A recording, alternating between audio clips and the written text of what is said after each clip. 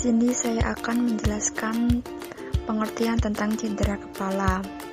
Cedera kepala adalah suatu gangguan traumatik dari fungsi otak yang disertai atau tanpa disertai perdarahan interstil dalam substansi otak tanpa diikuti terputusnya kontinuitas otak.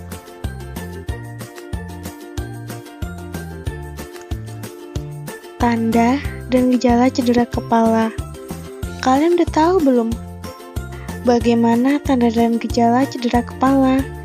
Apa saja sih tanda-tanda dan gejalanya? Yuk kita bahas bareng. Tanda dan gejala cedera kepala dibagi menjadi 3, yaitu yang pertama, tanda dan gejala cedera kepala ringan. Yang kedua, tanda dan gejala cedera kepala sedang. Yang ketiga, tanda dan gejala cedera kepala berat. Tanda dan gejala cedera kepala ringan yaitu 1. Kehilangan kesadaran untuk beberapa saat. 2. Pusing. 3. Kehilangan keseimbangan. 4. Mual atau muntah. 5. Mudah merasa lelah. 6. Sulit tidur. 7. Penglihatan kabur. 8. Mengalami kesulitan mengingat. 9. Telinga berdenging. Sedangkan tanda dan gejala cedera kepala sedang sampai berat yaitu 1. Kehilangan kesadaran selama hitungan menit hingga jam. 2. Pusing yang berkepanjangan. 3. Mual atau muntah. 4. Kejang. 5. Pelebaran pupil. 6. Terdapat cairan yang keluar melalui hidung atau telinga, misalnya telinga berdarah. 7. Tidak mudah bangun saat tidur. 8.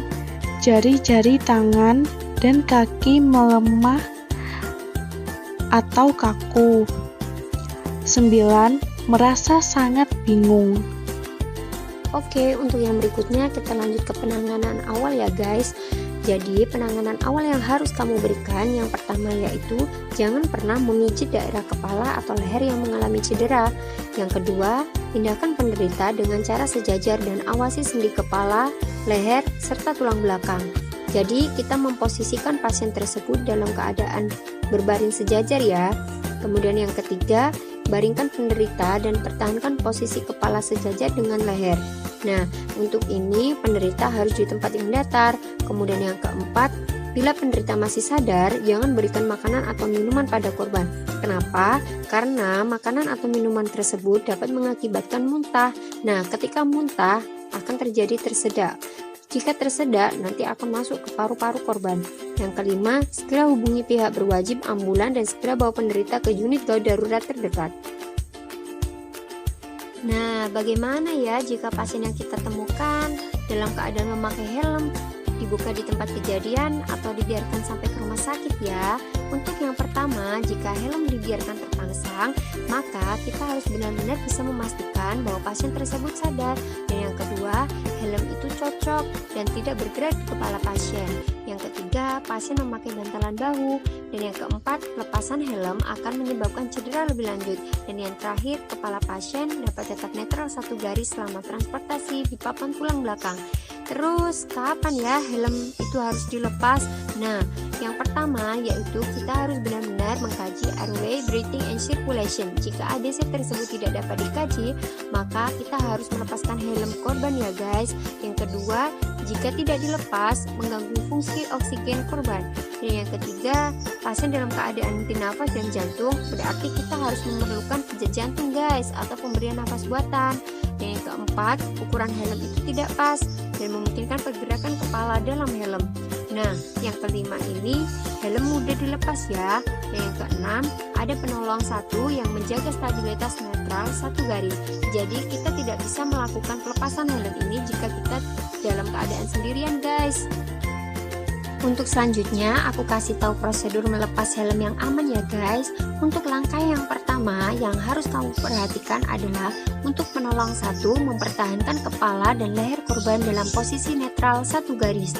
Tangan di setiap sisi helm, jari di rahang korban. Hal ini menghindari slip jika tali helm itu longgar, seperti gambar yang di samping ya guys. Kemudian untuk langkah kedua, penolong kedua meletakkan tangan kiri di belakang leher dan kepala korban, dan ibu jari tangan kanan direntangkan di mandibula kanan korban dan jari-jari tangan kanan pada mandibula kiri.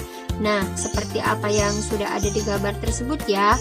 Untuk langkah yang ketiga, penolong pertama melepaskan helm dari sisi lateral serta hati-hati. Setelah helm mencapai oksiput, rotasikan helm ke arah anterior ke wajah. Untuk penolong kedua, kita harus benar-benar memperhatikan dan mempertahankan stabilisasi kepala. Kepala dapat turun saat helm dilepas jika penolong di bagian belakang oksipital tidak adekuat.